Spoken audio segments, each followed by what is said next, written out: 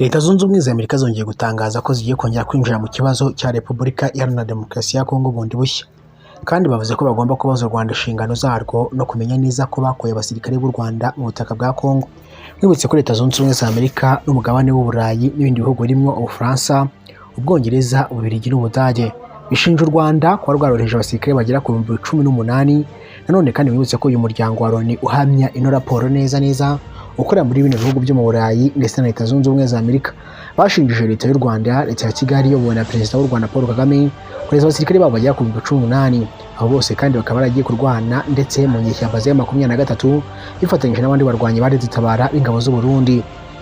Kugeza ubu igisirikare cya 23 kibarirwa hagati y'40,000 n'45,000 by'abasirikare bayo. Nanone kandi bari gukorana na 23 basi igisirikare gikomeye, kandi bafite rero ubufasha bw'intwaro zituruka hirya no hino. Nanone kandi zishingiye ku bukungu busahurwa muri Repubulika Iharanira Demokarasi ya Kongo bikozwe na Leta ya Kigali nk'uko Leta Zunze Ubumwe za Amerika zibihamya. Bwana Perezida Donald Trump rero mu nama ya Kongere ya Leta Zunze Ubumwe za Amerika ndetse nanone yarigizwe n'abarimwo Mossad Barrows akagomba gukurikirana ibya Afurika ndetse akanagira inama cyangwa se akaba umujyanama wa Bwana Donald Trump. Nanone kandi akaba yarayungirijwe cyangwa se hari na Michael Rubio, umunyamabanga Leta Zunze Ubumwe za Amerika cyangwa se Secretary wa Leta Zunze Ubumwe za Amerika iyo nama ya Kongere, kimwe n'abandi basenateri n'abadepite bo mu mashyaka agiye atandukanye ha muri mu Repubulika ndetse n'abademokrate. Mu byo baganiriye cya mbere kwari kubaza ndetse no gutekereza rero ku cyo bagomba gukorera ino ntambara y'Uburasirazuba bwa Kongo mu rwego rwo kugira barengere inyungu z'ibihugu bibiri byombi, cyaba igihugu cya Repubulika Iharanira Demokarasi ya Kongo n'ubutegetsi ndetse buriho n'ishyaka ririho riyobowe na Antoine Felix Tshisekedi, Perezida wa Repubulika Iharanira Demokarasi ya Kongo. Icyo ni igihugu cya mbere no kurengera Leta Zunze Ubumwe za Amerika nanone cyane ku nyungu zayo bwite ku bigendanye no gucukura amabuye y'agaciro muri Repubulika Iharanira Demokarasi ya Kongo nk'iturufu yabafasha yo kugera ku ntego zabo. Bisobanuye intambara hagati rero y'u Rwanda na Leta Zunze Ubumwe za Amerika, intambara yo gushakirana ndetse no kwica umwe bashobora kugambana ndetse no guta icyizere cy'ibyo ngibyo. Bibutse ko Leta Zunze Ubumwe za Amerika zari ziteguye kubona ibyo bari bayimeranyije hagati ya Leta ya Kigali na Leta ya Kinshasa mu minsi 90 uhereye ku itariki ya 1 z'ukwa mbere kugeza ku itariki ya 1 z'ukwezi kwa gatatu cyangwa se mu mpera z'ukwezi kwa gatatu ndetse no mu mwaka wa 2026 kini ibyo bari bemeranyije byagombaga kuba byarushijwe cyangwa se byarakozwe n'impande zombi, haba ku nshingano zibazwa Leta ya Kigali no ku nshingano zibazwa na Leta ya Kinshasa. Uruhande rwose rwagombaga kubahiriza ibyo barimo barusaba. U Rwanda rwagombaga gukora abasirikare barwo ku butaka bwa Kongo no kuvanaho ingamba z'ubwirinzi ku butaka bwa Kongo. Noneho Kongo nayo igasenya ukitwa FDL bivuga ko ibangamiye Leta ya Kigali. Gusa Kongo yagiye itangaza inshuro nyinshi, iyi ni inshuro ya kabiri itangaje ko irimo gukora ibishoboka byose kugira ngo isenye FDL. Hari amakuru avuga ko FDL yagiranye ibiganiro ndetse na Leta ya Kinshasa bakanasenya impapuro zemera ko abarwanyi ba FDL bagomba gusubizwa mu buzima busanzwe. Abashaka gusubira mu Rwanda bagasubizwa mu Rwanda mu gihugu cyabo ndetse bakabajyanwa mu bihugu bibaha amahugurwa. Abakoze ibyaha bya jenoside bakabikurikiranwa mu nkiko nk'abajenosideri bakoze jenoside yibasiye abatutsi cyangwa se yakorewe abatutsi mu mwaka w'igihumbi kimwe magana cyenda na mirongo icyenda na kane. Nanone hagakorwa n'iperereza kuri abo barwanyi ba FDL mu rwego kugira ngo bamenye neza ko abaje mu Rwanda nta kindi kintu kibi kibazanye. Icya kabiri nanone kandi hari uko FDL yagombaga rero nanone guhitamwo abadashaka kugaruka mu Rwanda, bakaba batekereza igihugu cyose bashaka kujyamwo. Repubulika Iharanira Demokarasi ya Kongo igashaka uburyo yaboherezamo nk'impunzi no guhunga. Murabizi neza ko amategeko y'impunzi agira amategeko cyangwa se impunzi y'amategeko. Icya mbere uko Leta ya Kigali bitangaza ubwo Leta y'u Burundi yabasabaga impunzi zahoze muri Leta tabara zashatse gukora ubutegetsi bwa Petero Nkurunziza mu mwaka wa 2015 n'ishyaka rya CNDD-FDD. Leta y'u Rwanda yayimanye izo mpunzi ivuga ko amategeko y'impunzi cyangwa se amategeko mpuzamahanga arengera impunzi, avuga ko iyo mpunzi iyo yahunze igihugu cyayo cyane cyane mu nzira za politike itabigomba gutangwa n'icyo gihugu kireka biciye mu zindi nzira nka Interpol cyangwa se nko kugaragaza ko umuntu ari mubi cyane. Bityo rero Leta ya Kigali yimanye abarwanyi bari bavuga ko bahungiye mu Rwanda bitewe cyangwa se bashingiye kuri iyo ngingo yo kuba barashatse guhirika ubutegetsi. Rero u Rwanda rubimana rero bikurikije amategeko mpuzamahanga. Ni ukuvuga ngo rero na Repubulika Iharanira Demokarasi ya Kongo ifite ubushobozi bwo gufata abarwanyi ba FDL ikabagira impunzi, ikavuga ko impamvu yabimanye ari uko ari impunzi zahunze ko zagirirwa nabi mu Rwanda, nk'uko babivuga ko hari abatekereza ko mu gihe babaje mu Rwanda ubuzima bwabo bushobora kuba buri mu kaga, bityo bagafata umwanzuro wo kwigumira rero ku butaka bwa Repubulika Iharanira Demokarasi ya Kongo cyangwa se no guhiga ibindi bihugu bitandukanye na Repubulika Iharanira Demokarasi ya Kongo kure cyane, bakaba ari byo bahungiramo. Njye wumva ni Olivier itwa Exafifo News, kandi butenditse subscribe kandi kuzugera bizajya bigufasha kubona amakuru y'ibiganiro byacu bya buri munsi tugutegurira kandi tunakugezaho amasaha 24 ku yandi 28. Reka rero dukurikize n'inyandiko zanditswe. Mwibutse ko nanone bari kwibuka ngo icyakorewe jenoside yakorewe Abanyamulenge ku nshuro ya 22 ngo ni Kagitumba. Nanone kandi jenoside irimo iribukwa. Nanone kandi hari amagambo yavuzwemo na leta ya Kinshasa. Leta ya Kinshasa yagaragaje ko icyitwa jenoside cyangwa se icyitwa Genocide zose no kwicwa kw'Abanyamulenge byose bifitanye inkomoko n'u Rwanda. U Rwanda rwo rwihishe inyuma y'ubwo bwicanyi n'ubwo bugizi bwa nabi birimo birakorwa muri Repubulika Iharanira Demokarasi ya Kongo ndetse uri mu mwaka wa 1996 nyuma y'imyaka 2 jenoside yakorewe Abatutsi mu Rwanda ihagaritswe. Bikavuga ko rero nanone rero Repubulika Iharanira Demokarasi ya Kongo yakomeje gukora ibishoboka byose kugira ngo ikomeze nanone kurwanya cyangwa se gukora ibigizi bwa nabi bifashishije imitwe yitwaje intwaro yemwe nanone kandi ndetse no kumenya gutera imitwe twaje intwaro inkunga. Tukiri hano kandi nanone mbeko dukomeze bya Repubulika Iharanira Demokarasi ya Kongo nyaboneka hari n'indi nkuru nabonye yambabaje ntago nagenda nayivuzeho ubwo ndi gutunganya amakuru yo kubagezaho kuri uyu munsi wa none kuri Exafifo News nk'uko bisanzwe mbagezaho amakuru. Hari inkuru nabonye iranshengura imitima nayibonye ku gitangazamakuru kitwa Umuseke. Ndavuga ati muri runo Rwanda ariko haracyarimo abantu b'inyamaswa gifite umutima umeze nk'uw'inyamaswa badatekereza nk'ababyeyi cyangwa se ngo bagire n'ubumuntu bw'umuntu. Umuntu agafata abana yibyariye akabahekura. Banza umve no nkuru kujya dukomeze. Ni mu karere ka Gatsibo niho havugwa iyi nkuru y'akababaro y'umugore wiciye abana be babiri nawe akiyahura. Amakuru avuga ko kandi intandaro yabyo ari amakimbirane yo mu miryango yajyanye n'umugabo we wamuteye inda akamubyaza abana babiri. Byabereye mu murenge wa Muhura ni mu kagari ka Mapfu, aho rero uriya mugore n'ubundi ngo yakoresheje rero ibinini byica abiha abana be nawe kandi ahita abyiyahuza bose barapfa. Amakuru kandi avuga ko nanone uyu mugore ngo nanone yaba yarakoze biriya kubera umugabo we nanone wamutanye abo bana akajya gushaka undi mugore. Igitangazamakuru TV1 na Radio 1 ivuga ko nanone uriya mugore yasize nanone yanditse urupapuro rwari rurimo nanone ko umugabo we yamucaga inyuma mbere yuko yiyambura ubuzima. Kayeguko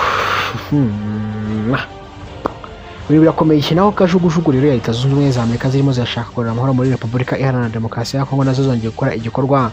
Izo misile kandi nanone zivuga ko zahagaritse cyangwa se zakazuguzugu zarashe misile ihagarika ubwato bwageragezaga kurenga rero ku byambu bya Irani cyitwa Contecom cyangwa se cyitwa Centacom. Ivuga ko nanone izo ndege cyangwa se indege yo mu bwoko bwa MH-60 yarashe misile ebyiri za Hellfire mu cyumba cya moteri cy'ubwato MV Veranova ufite ibendera rya Panama. Igihe rero ubwo bwato nanone bwageragezaga kunyura rero mu nyanja ya Oman. Leta Zunze Ubumwe za Amerika ivuga ko rero nanone zarasheho mu rwego rwo kubaha gasopo kugira ngo badakomeza rero kurenga izo mbibi muri rusange. Nawe uramenye impamvu rero Leta Zunze Ubumwe za Amerika zitarajya n'icyo zibivugaho. Naho igihugu cy'u Burundi cyatangaje ko cyiteguye kuzakubita abarwanyi bose ba FLN ndetse n'abitabara bifuza kugaba intambara ku gihugu cy'u Burundi ndetse n'abashyigikira bakazasheduka intambara mu gihugu cyabo. Ni nyuma y'amakuru avuga ko nanone igisirikare cya FLN gishaka kugaba ibitero no guhirika ubutegetsi bwa CNDD-FDD. General Nzabama rero ni umwe mu matangazo ashize hanze uyoboye FLN. Uyu nanone kandi Twangoni Nzabama yavuze ko FLN ishaka gutera igihugu cy'u Burundi gukora ubutegetsi ndetse buriho no kugumya kugaba intambara. Bamwe bakavuga ko ari mayeri yakoreshejwe n'inyeshyamba za M23 ndetse na Kigali mu rwego kugira bace intege u Burundi kugira ngo nanone budakomeza rero kuba bwakora ibikorwa bigiye bitandukanye byo gufasha inyeshyamba za M23 na Leta ya Kinshasa. Perezida wa Leta Zunze Ubumwe za Amerika Donald Trump yavanywe rero ibarunga muri Turukiya mu ibanga nyuma rero yuko nanone inzego z'umutekano za Amerika rero zibonye amakuru yuko Iran yashoboraga rero kumwivugana akiri muri cya gihugu. Trump yegereye rero Ankara muri Turukiya muri Nyakanga 2026 mu nama ya NATO. Urwo rugendo kandi nanone rwari rudasanzwe cyane kuko ari narwo rwa mbere yakoreshejwemo indege nshya ya Boeing 747 yari yarahawe na Qatar. Yari imaze rero kuvugururwa kugira ngo nanone izakoreshwa rero nk'indege ya perezida wa Amerika. Ubwo rero yaragiye rero kuva rero muri Turukiya, Trump rero yari yabwiye abantu ko yari gukoresha rero Air Force One isanzwe, indege y'ubururu n'umweru, nanone kandi imenyerewe rero mu rugendo rumujyana mu Bwongereza.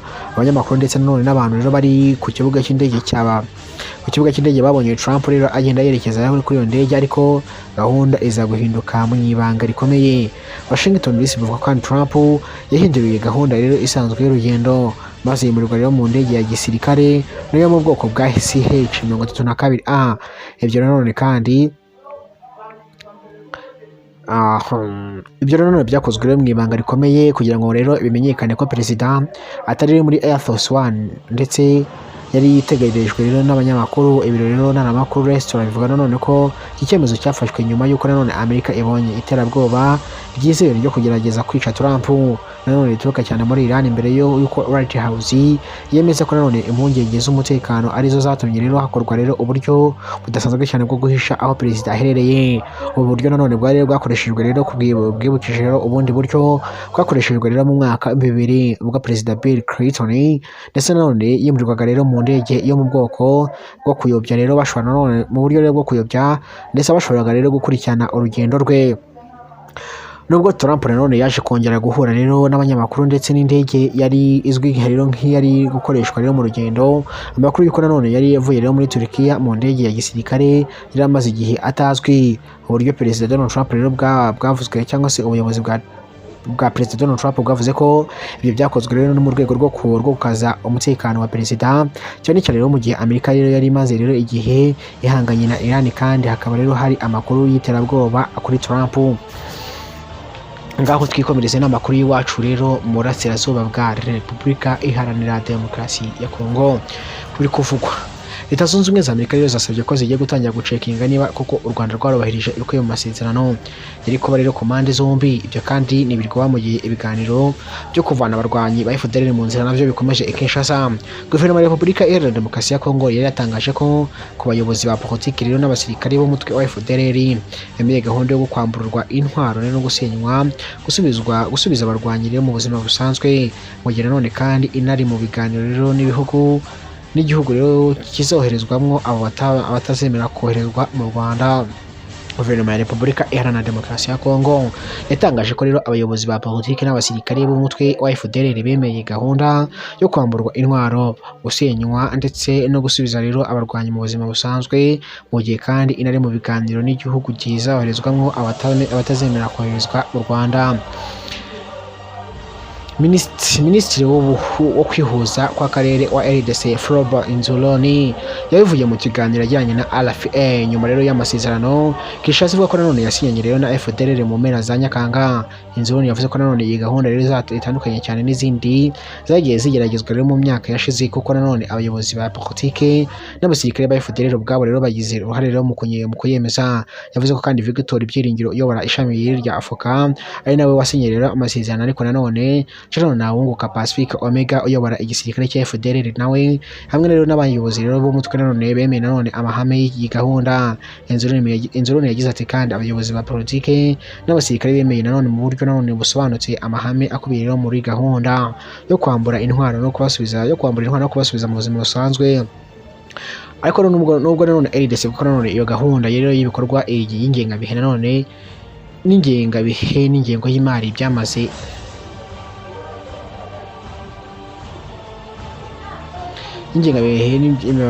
rero gutegurwa. Minisitiri Inzoloni yavuze ko nanone bitarashyirwa rero mu mahagaragara kuko bikiri nanone mu cyiciro cyo kwemezwa.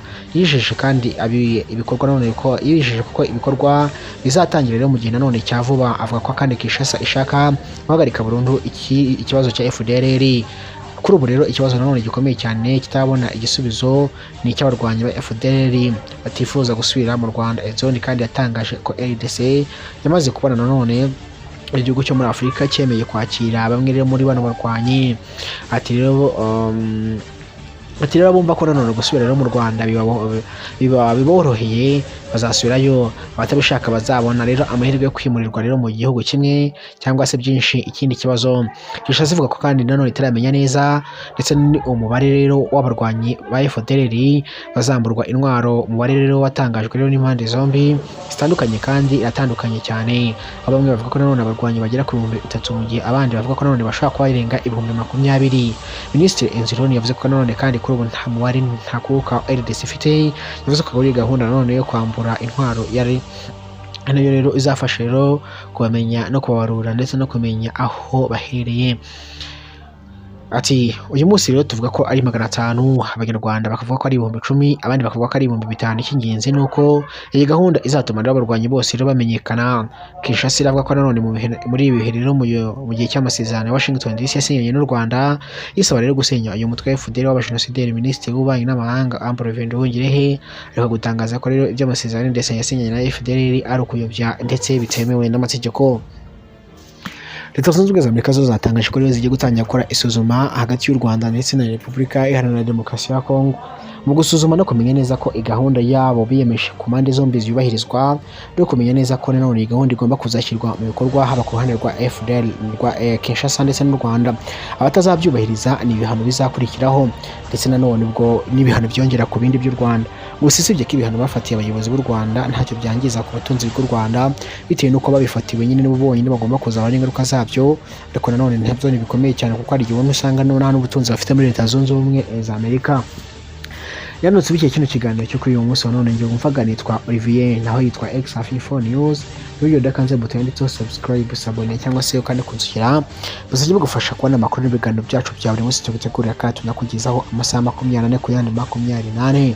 Imana ibihe byo kurya amafaranga ndetse n'ubuzima buzima. Iyo udakanze buto yanditseho subscribe, share, like na comment. Imana ibarinde.